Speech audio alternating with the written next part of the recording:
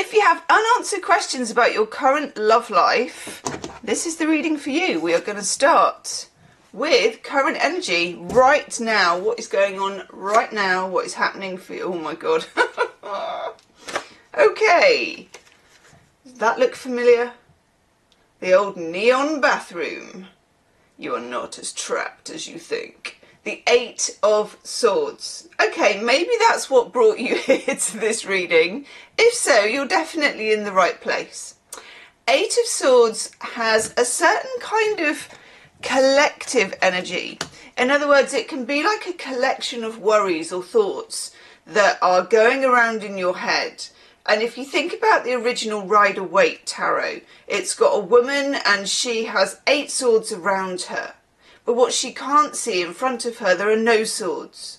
There is a way forward.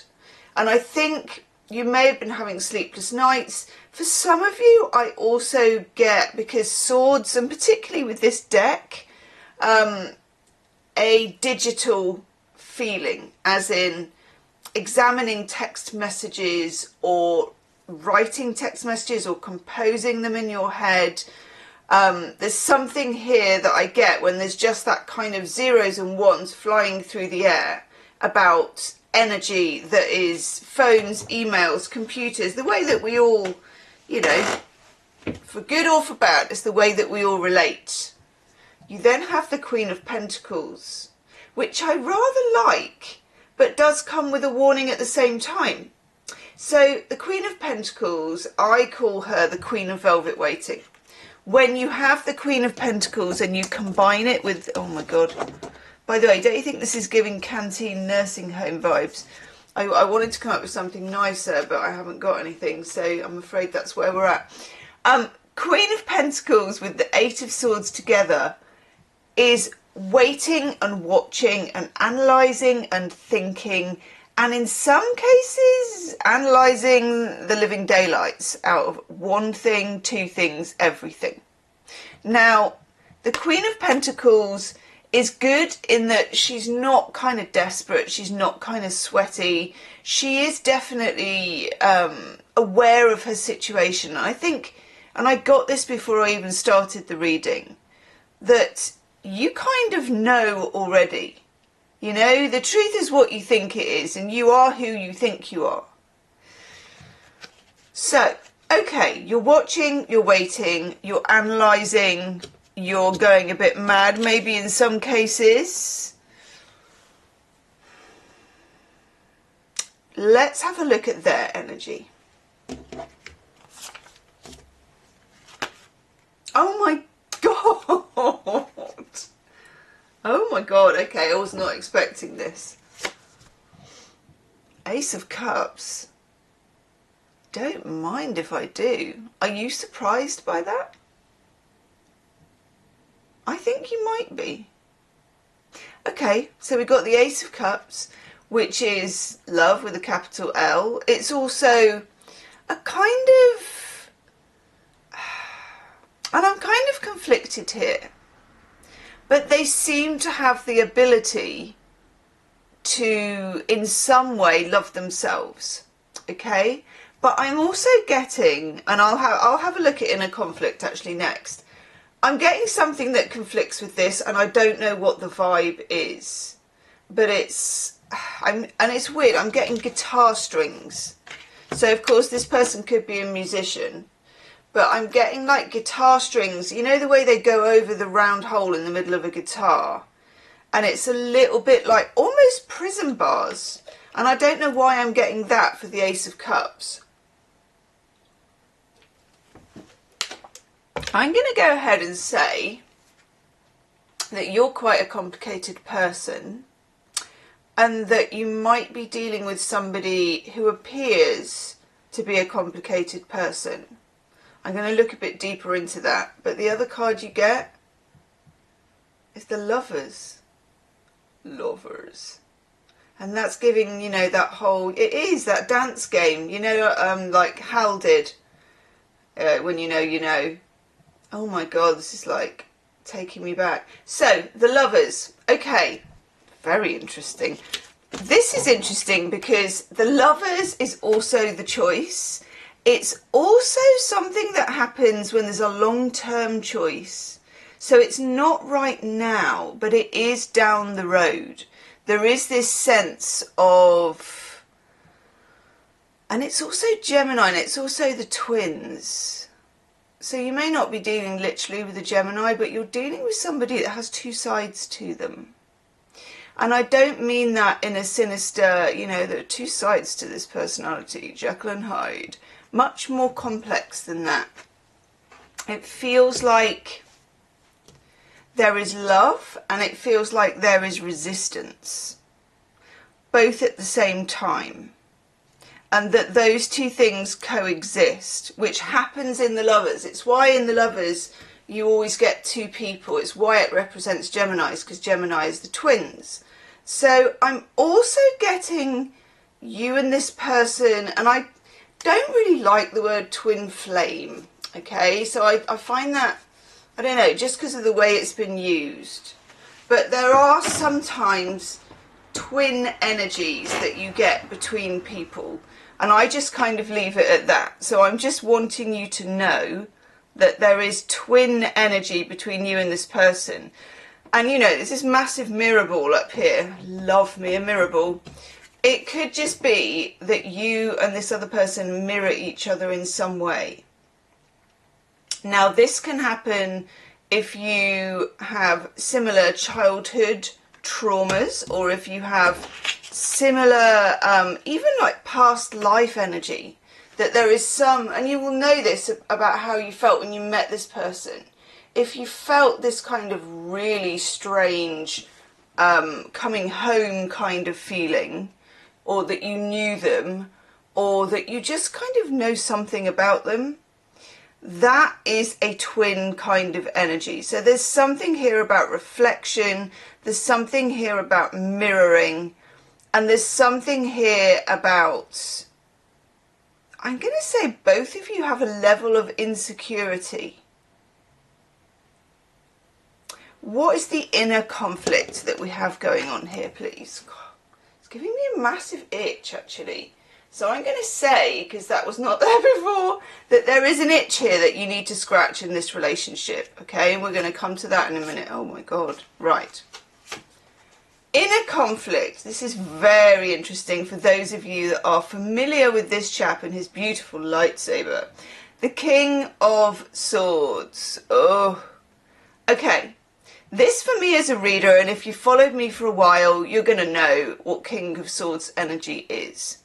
It's the inner conflict of not being able to speak freely about your feelings, but also locking them away deliberately behind intellect, behind words, behind cleverness. The King of Swords is sometimes a difficult dog to keep on the porch. Sometimes somebody who, and I'm getting a really strange, really strange channel. Okay, I'm going to tell it to you because, hey, that's why we're here. Sometimes you can bake things in a salt crust, and I only know this because I've seen it on MasterChef, okay? And you bake, let's say, a fish in a salt crust, and at the end, when you break that crust off, you don't know whether the fish is going to be cooked right or not, okay, when they take it up to the judges. There's something about, and I don't know if it's them or if it's you, or if it's like between you, there is like a salt crust. I know, you're like, has this reader lost her mind? Well, probably a long time ago. But that gives us that there is a level of protection, but that protection is kind of salty. And it's, I mean, salt is an incredibly interesting sort of element, isn't it? But there is something protective and salty about this person, okay? Definitely leave me a comment about that. And if this is vibing with you, this reading, please do hype the video. Hype you can probably find, although sometimes they just hide hype and sometimes they don't. If you go into the comments underneath the like button, you can smash that on the way down if you like, and slide the comment to the left, you'll get the hype and you can hype the video. Okay, so we have King of Swords with the absolute opposite, the Ten of Pentacles. The Ten of Pentacles is like the absolute happy ever after, you know, in the old school sense it would be 2.4 kids, the picket fence, you know, the trust fund, the 401k, whatever. But just think of it here as whatever the level of commitment is in your mind. And it varies for everybody. It can be moving in together, it can be being exclusive, it can be whatever, because, you know, we live in a society where you sort of get to choose this. So your vision of, in inverted commas, happy ever after, and this is a conflict for this person, but also it's a conflict for you. Now, it could be, and I think I'm going to look at the shadow next. I knew this would flow once we got going, actually, because I'm also getting a lot of potential here. I'm thinking of this in terms of a full battery. Okay, you and this person, there's this, it's like getting a new phone. It's got a full new battery, you know, it's all waiting to be used, it's all there waiting. But there is something that drains that battery. There is some level of insecurity, and I feel like it's in both of you. Let's have a look at your shadow. Oh my god. Woohoo! Okay, it's a big one. The shadow. Bloody hell. Death card. I mean, let's not mess about here. Do you know what I mean? Let's not have some piddling little 5 of swords or something. No, we're going to come straight out. Big old meaty death card, Scorpio energy. Okay? The shadow of this relationship is that at the moment, as my mum would say, it's neither nought nor summit, it's neither something or nothing. It appears to be floating in this middle ground, and it's not the destiny of this relationship to float in the middle ground. Now, that can be good news, that can be bad news. I mean, it's a kind of all or nothing vibe is what we're getting here. Now, because you have the Lovers, I love that you get the Lovers. Their energy is your energy in a way. It's like you're kind of dealing with the same energy. I always do an extended reading, and in the extended reading I do you and them side by side with a deck for you and a deck for them. And when I do that this time, I'm going to use the same deck for both of you, because I kind of understand how this sort of twin mirror energy can play out, or I'm getting a big hint that it's really important, okay? The Death card is telling us, and it says it at the bottom of the card, transformation ahead. Now, both of you, in your own way, may want to avoid that transformation. And I get it, because there's also something not scary, but definitely powerful about the connection with this person. And I also think it makes it a connection that is not necessarily easy to experience as well. Leave me a comment. Then we get Temperance. Thank God. Okay, balance and moderation. With the Death card, it's like, well, how am I supposed to find balance and moderation when I've got the Death card? What I would say to that is let both in, the shadow and the light. There is definitely something, and this is what I said at the beginning when I was saying, you know, what you're feeling, or the things that you are wondering about, or the sort of, just the sort of general, you've got a hunch. And I'm going to say as well that you may have signs or symbols, or even if you do your own tarot reading, and I feel like I'm also speaking to people who are doing their own tarot reading here, or just did one today, or and definitely let me know in the comments, because before this reading you pulled a card and I feel like it was a bit of a shock, but also not a shock at the same time. Let me know in the comment section. Okay, so the shadow is real. It's unavoidable in this relationship. And I would also say, and I'm getting another really weird channel for you. God, maybe you're, I'm dealing with the empaths and the witches and the spiritual people here, because I'm getting so many, I'm just trying to pin them down.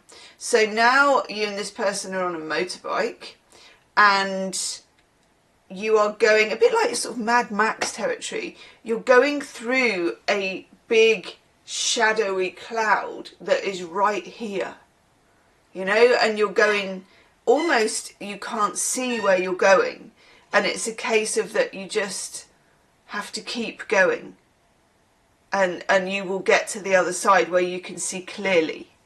So you may have come to this reading right at the point of that shadow.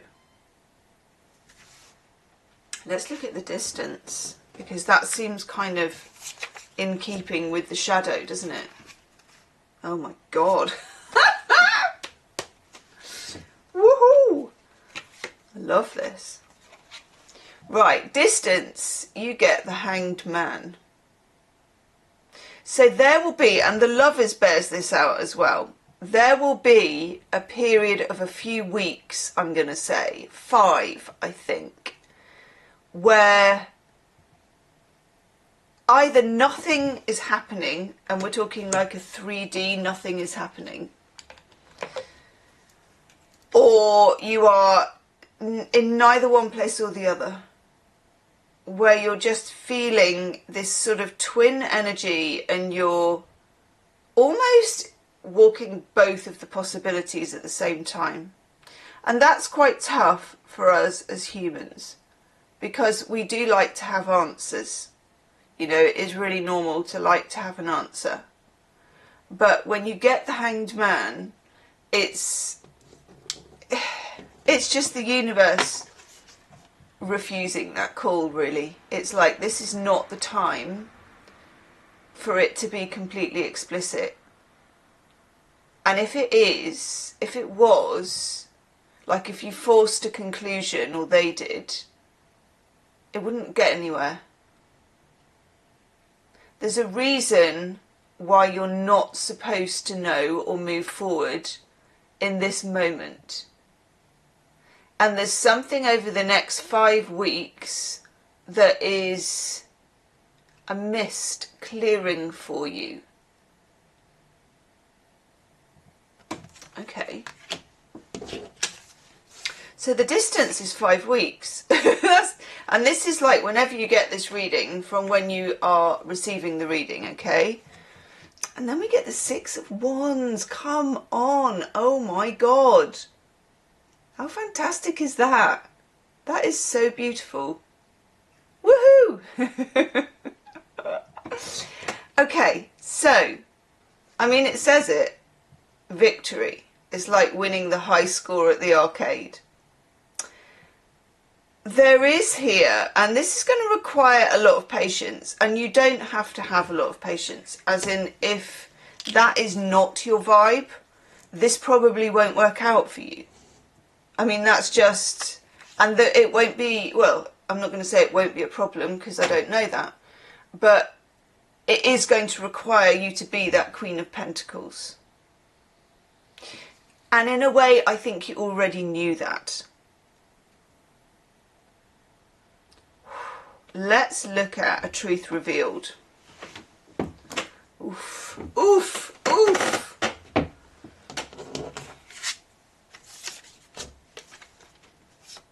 Oh my God, that is fantastic. Ace of Wands and the Ace of Swords. You can even just see from the visuals that this is a big deal. So, there is going to be a truth revealed. It may be a little bit unexpected, as in we've got the Ace of Wands, which is a kind of, you know, literally hit go. And the Ace of Swords, which is absolutely, I'm getting right down to the truth, and here it is.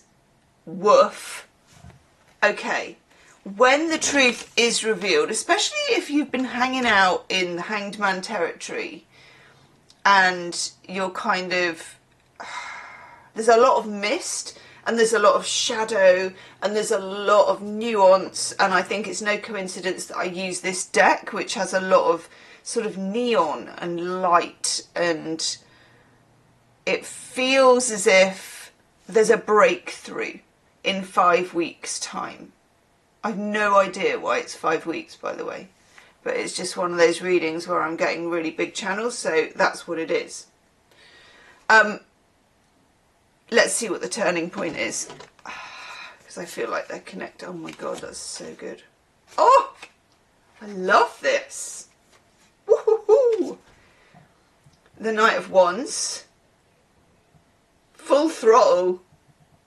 I love that, especially because we had the motorbike before, and we had just going right through that shadow cloud and into the light. But it's also into unknown territory, okay? But I love that. This is quite a sudden turning point for this relationship. It feels sudden because you've been in hangman territory, and because there's been all of this stuff going on under the surface. It will feel sudden, but when it happens, it actually won't have been sudden, okay? And the other card you get to go with that is this absolutely gorgeous star card. Oh my god, I love this for you. I love this for you.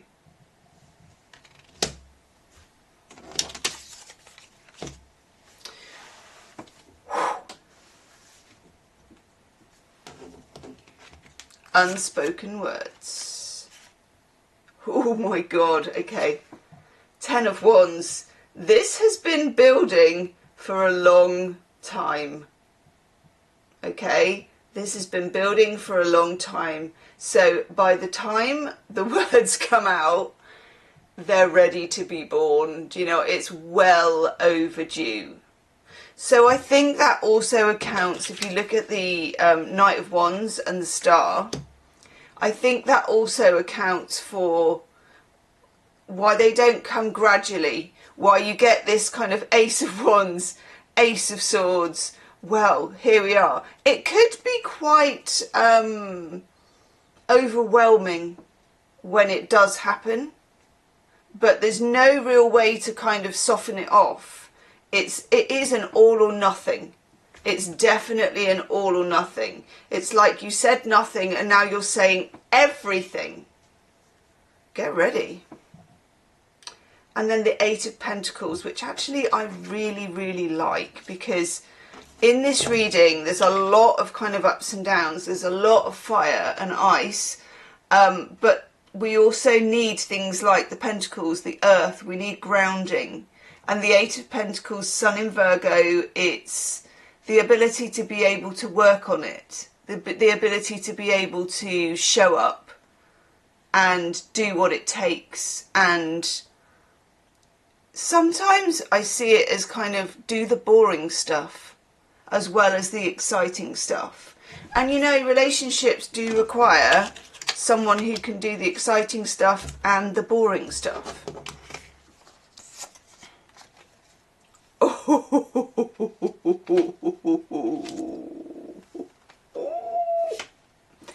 Oh my god.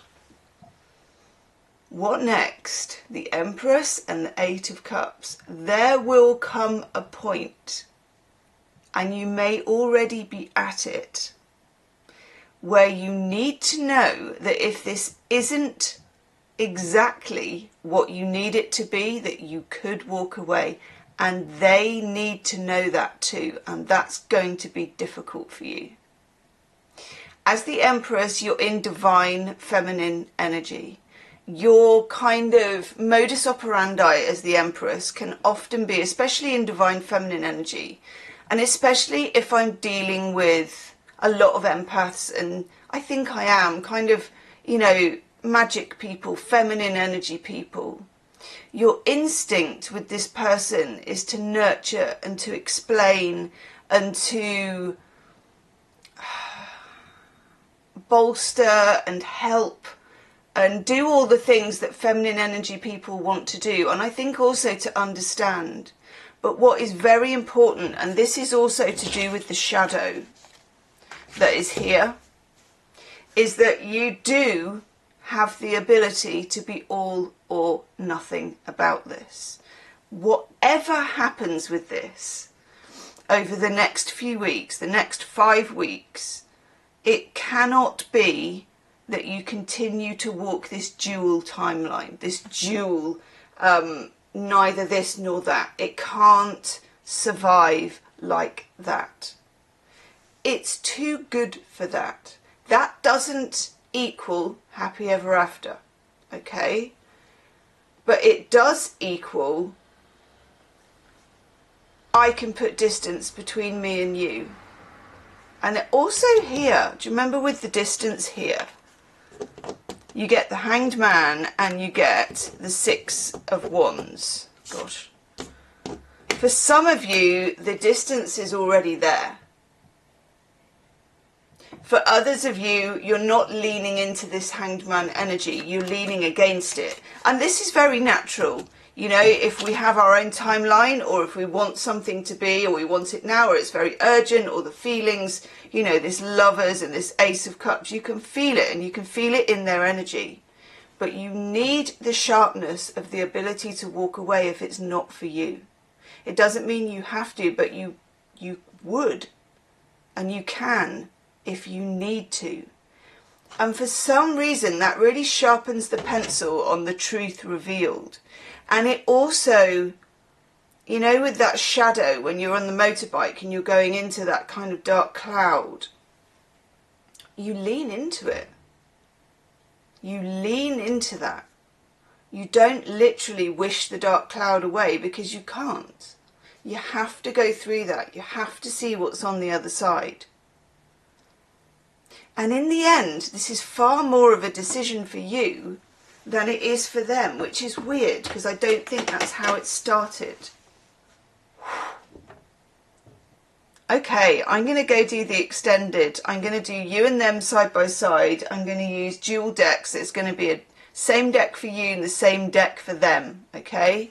And we're going to look into what brings you together, what pulls you apart, but also that kind of through line of mirror and shadow that is between you and this person. I really want to explore that energy for you.